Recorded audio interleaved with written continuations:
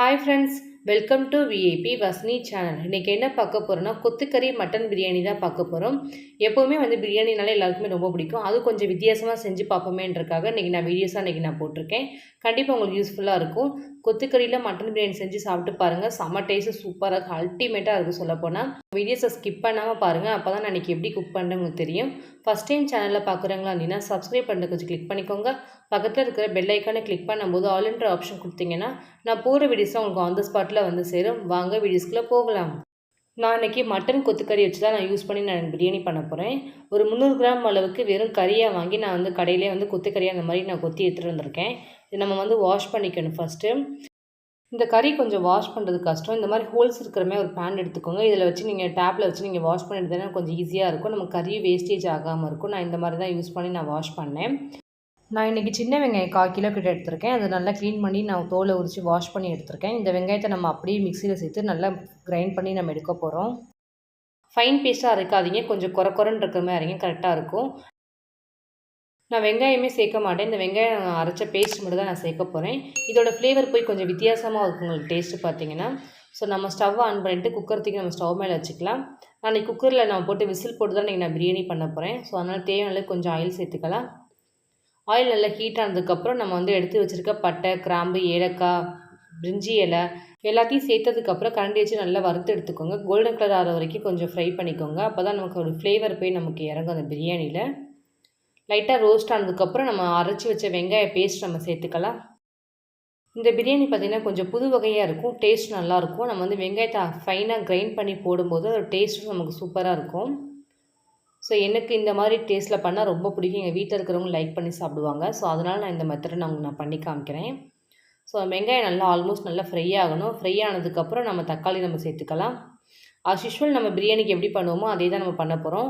இந்த டைமில் வெங்காயம் நீங்கள் சேர்க்கறனாலும் சேர்க்கலாம். நான் பேஸ்ட்டு மட்டும் தான் நான் சேர்த்துருக்கேன். 2 தக்காளி நறுக்கி வச்சுருக்கேன். நறுக்குன தக்காளி சேர்த்துக்கலாம்.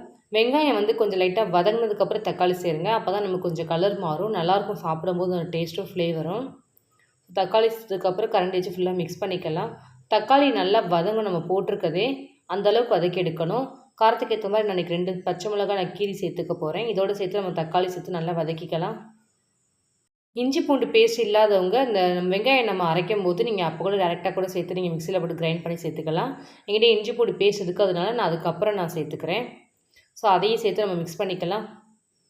நான் இன்றைக்கி பிரியாணி பண்ணுறதுக்கு தனி மிளகாய்த்தூள் 1 ஸ்பூன் எடுத்திருக்கேன். அதே மாதிரி கரம் மசாலா, பிரியாணி மசாலா, இதோடு சேர்த்து நான் மட்டன் மசாலா சேர்த்துருக்கேன். இந்த மாதிரி மட்டன் மசாலா சேர்த்து பிரியாணி ஒன்ஸ் ட்ரை பண்ணி பாருங்கள், செமையாக இருக்கும் டேஸ்ட் அதோட வித்தியாசமாகவும் இருக்கும் நமக்கு. ஸோ நறுக்கி வச்சுருக்க புதினா ஃபுல்லாக நான் வாஷ் பண்ணி நான் சேர்த்துருக்கேன். கொத்தமல்லி இலையும் நம்ம வாஷ் பண்ணி வச்சுருக்கோம், அதையும் சேர்த்துக்கலாம். புதினா எவ்வளோ போடுறோமோ அதே அளவுக்கு ஈக்குவலாக நம்ம கொத்தமல்லி சேர்க்கணும். அதோடய ஃப்ளேவர் நமக்கு போய் அப்போ தான் அந்த பிரியாணியோட டேஸ்ட் நமக்கு நல்லாயிருக்கும். ஸோ எல்லாத்தையும் சேர்த்ததுக்கப்புறம் கரண்டி ஃபுல்லாக மிக்ஸ் பண்ணிக்கலாம். நம்ம போட்ட மசாலா எல்லாமே நல்ல ஃபைனாக நமக்கு அந்த ஃபுல்லாக மிக்ஸ் ஆகி நமக்கு பேஸ்ட்டாக வரணும். லைட்டாக 1/4 டீஸ்பூன் மஞ்சள் தூள் சேர்த்துக்கலாம். ஒரு பாதி லெமன் நான் எடுத்து புழிஞ்சு விட்டுக்கிறேன். புளிப்புக்காக டேஸ்ட் அப்போ தான் கொஞ்சம் நல்லாயிருக்கும். ஸோ அதுக்காக நான் சேர்த்துருக்கேன். கரண்டி வச்சு ஃபுல்லாக மிக்ஸ் பண்ணிக்கலாம். ஆல்மோஸ்ட் மசாலா எல்லாமே நல்லா மிக்ஸ் ஆகிடுச்சு. இப்போ நம்ம மட்டன் கொத்துக்கறியை எடுத்து நம்ம சேர்த்துக்கலாம். இந்த கொத்துக்கறியை சேர்த்த உடனே கரண்டி வச்சு ஃபுல்லாக மிக்ஸ் பண்ணுங்கள். நம்ம குக்கரில் விசில் போட போகிறதில்ல, மட்டன் டேரெக்டாக நம்ம அப்படியே பிரியாணி பண்ண போகிறோம். ஸோ அதனால் இந்த மட்டன் பார்த்திங்கன்னா நல்லா வேகணும், குக் ஆகணுன்றதுக்காக இந்த மாதிரி நம்ம அப்பப்போ குக் பண்ணிகிட்டே இருக்கணும். அப்போ தான் கரெக்டாக இருக்கும். ஸோ அடுப்பை கொஞ்சம் நார்மல் ஃப்ளேமில் வச்சுட்டு இந்த மட்டனை ஃபுல்லாக நம்ம வேக வச்சு எடுக்கணும். தேவையான அளவுக்கு உப்பு சேர்த்துக்கலாம். உப்பு நான் சேர்க்கவே இல்லை, இப்போ தான் நான் சேர்க்குறேன். ஸோ உப்பு போட்டதுக்கப்புறம் நல்லா கரண்டி வச்சு ஃபுல்லாக மிக்ஸ் பண்ணிக்கலாம். மட்டன் நல்லா வேகணும். ஸோ அதனால் கண்டிப்பாக ஒரு 10 நிமிஷமாவது இந்த மாதிரி கரண்டி வச்சு ஃபுல்லாக மிக்ஸ் பண்ணி விட்டுட்டே இருங்க. அப்பப்போ தட்டை போட்டு மூடி கரெக்டாக இருக்கும். அப்போ தான் நமக்கு மட்டன் நமக்கு வெந்து வரும் அந்த பிரியாணி சாப்பிடும்போது. ஸோ இந்த வேகிற டைமில் நான் பிரியாணிக்கு ரைஸ் நான் ஊற வைக்க போகிறேன். நான் அன்றைக்கி சீரக சம்பா எடுத்திருக்கேன், ஒரு 1.5 கிளாஸ் அளவுக்கு. ஸோ இந்த அப்படியே நம்ம தண்ணி ஊற்றி நம்ம ஊற வச்சுக்கலாம். எப்போயுமே பிரியாணி பண்ணும்போது முன்னாடியே தண்ணி ஊற்றி ஊற வைக்காதீங்க. நமக்கு அது கரெக்டான ஒரு ரைஸோட ஸ்ட்ரக்சர் வராது, இல்லைன்னா நம்ம குலைய ஆரம்பிச்சிடும். இந்த மாதிரி சமைச்சிட்டு இருக்கும்போது ஊற வச்சிங்கன்னா கரெக்டாக இருக்கும். ஸோ இந்த மாதிரி நான் ஊற வைப்பேன், எப்போவுமே இந்த மாதிரி தான் நான் பண்ணுவேன். ஸோ நம்ம அரிசியை ஃபுல்லாக நம்ம தண்ணி வச்சு கையை வச்சு நல்லா கழுவிக்கலாம். 2 தண்ணி கிட்ட கழுவினதுக்கப்புறம் நம்ம நார்மலாக தண்ணி வச்சு நம்ம ஊற வச்சுட்டிங்கன்னா கரெக்டாக இருக்கும். நம்ம ரைஸ் போடும்போது ஒரு வடை மட்டும் நம்ம வாஷ் பண்ணி எடுத்துட்டா போதும். ரைஸ் ஊறட்டும் ஒரு 10 நிமிஷத்துக்கு. நம்ம அதுக்குள்ளே மட்டன் வேக வச்சு அது என்ன ஆச்சுன்னு பார்க்கலாம். ஸோ நான் வந்து குக்கர் மூடி பார்த்தீங்கன்னா மேலோட்டமாக தான் வச்சுருக்கேன் நான் மட்டன் குக் பண்ணுறதுக்கு. அடுப்பை வந்து கொஞ்சம் ஃபுல்லாக நார்மல் ஃப்ளேமில் வச்சுட்டு இந்த மாதிரி குக் பண்ணுங்கள். சீக்கிரம் நமக்கு மட்டன் நல்லா குக் ஆகிடும். கொத்துக்கறியாக போட்டுக்கனால இந்த மாதிரி வதக்கி வதக்கி எடுத்திங்கனாலே போதும். நமக்கு ஆல்மோஸ்ட் மட்டன் எல்லாம் வெந்துடும். தேவையான அளவுக்கு தண்ணி சேர்த்துக்கலாம். நான் இன்றைக்கி வந்து 1½ கிளாஸ் அளவுக்கு ரைஸ் எடுத்திருக்கேன். ஸோ அதுக்கு வந்து பார்த்திங்கன்னா ஒரு 3 கிளாஸ் அளவுக்கு தண்ணி சேர்க்கணும். ஸோ நான் தேவையான அளவுக்கு ஒரு 3 கிளாஸ் அளவுக்கு தண்ணி சேர்த்துருக்கேன். கரண்டி வச்சு ஃபுல்லாக மிக்ஸ் பண்ணிக்கலாம்.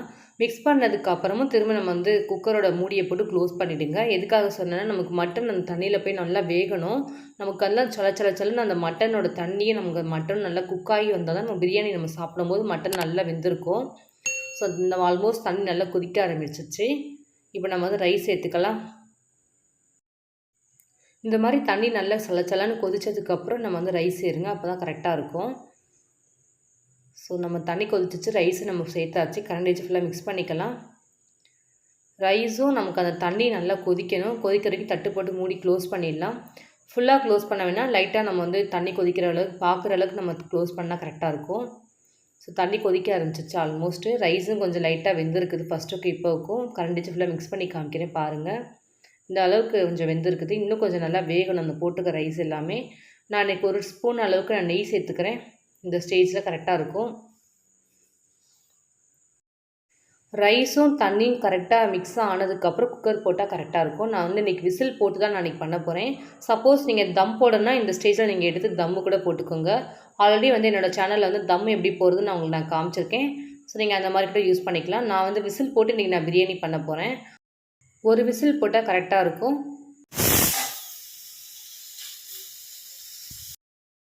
ஒரு விசில் கிட்ட வந்துருச்சு. இப்போ நம்ம ஸ்டவ்வை ஆஃப் பண்ணிடலாம். ஏர்லாம் ஃபுல்லாக ரிலீஸ் ஆனதுக்கப்புறம் குக்கர் ஓப்பன் பண்ணி பார்க்கலாம். நான் ஒரு விசில் தான் விட்டுருக்கேன். ஸோ எனக்கு வந்து ரைஸ் வந்து உதிரியாக இருந்தால் ரொம்ப பிடிக்கும். சில பேர் வந்து நல்லா குழச்சி சாப்பிட்ணுன்னு நினச்சிங்கன்னா நீங்கள் வந்து 2 விசில் கூட விட்டுக்கோங்க. ஸோ நான் ஊற்றின ரேஷியோ தண்ணிக்கும் எனக்கு ரைஸ் நல்லா குக் ஆகிருக்குது. ஒரு விசில் போதும். நான் லைட்டாக வந்து கொத்தமல்லியும் நம்ம புதினாவும் லைட்டாக சேர்த்துட்டு அப்படியே ஒரு பிளேட்டில் சர்வ் பண்ணிட வேண்டியது தான். மணக்க கொத்துக்கறி பிரியாணி ரெடி ஆகிடுச்சு. கொத்தமல்லி புதினா போட்டதுக்கப்புறம் லைட்டாக கரண்டி வச்சு ஃபுல்லாக மிக்ஸ் பண்ணிக்கலாம். அதோட ஃப்ளேவர்லாம் நமக்கு ஃபுல்லாக பிரியாணியில் போய் நல்லாயிருக்கும் சாப்பிடும்போது டேஸ்ட்டும். நல்லா மணக்குது. செம்ம ஃப்ளேவராக இருக்காது. ஜீரக சம்பாவில் ரைஸில் நம்ம பண்ணும்போது அந்த பிரியாணியோட டேஸ்ட்டு சொல்லவே முடியாது. செம்ம அல்டிமேட்டாக இருக்குது. பிரியாணி ஃபுல்லாக ரெடி ஆகிடுச்சு. நம்ம வேறு ஒரு பிளேட்டில் வச்சு போட்டு சாப்பிட வேண்டியது தான். கொத்துக்கறியை நம்ம பிரியாணி பண்ணுறதுனால நமக்கு அந்த கறியே சுத்தமாக தெரியவே தெரியாது. பார்க்குறவங்களுக்கு வெறும் நார்மல் வெஜ் பிரியாணி நினச்சி சாப்பிடுவாங்க. அந்தளவுக்கு டேஸ்ட்டு சூப்பராக இருக்கும்.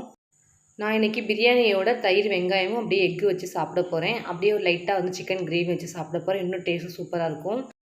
இன்றைக்கி என்னோடய ஸ்டைலில் உங்களுக்கு நான் மட்டனில் கொத்துக்கறி பிரியாணி எப்படி பண்ணால் நான் செஞ்சு காமிச்சிருக்கேன். கண்டிப்பாக நீங்களும் உங்கள் வீட்டில் ட்ரை பண்ணி பாருங்கள். டேஸ்ட்டு சூப்பராக இருக்கும். என்னோடய வீடியோஸ் உங்களுக்கு பிடிச்சிருந்துச்சுன்னா லைக் பண்ணுங்கள், ஷேர் பண்ணுங்கள், கமெண்ட் பண்ணுங்கள், சப்ஸ்கிரைப் பண்ணுங்கள்.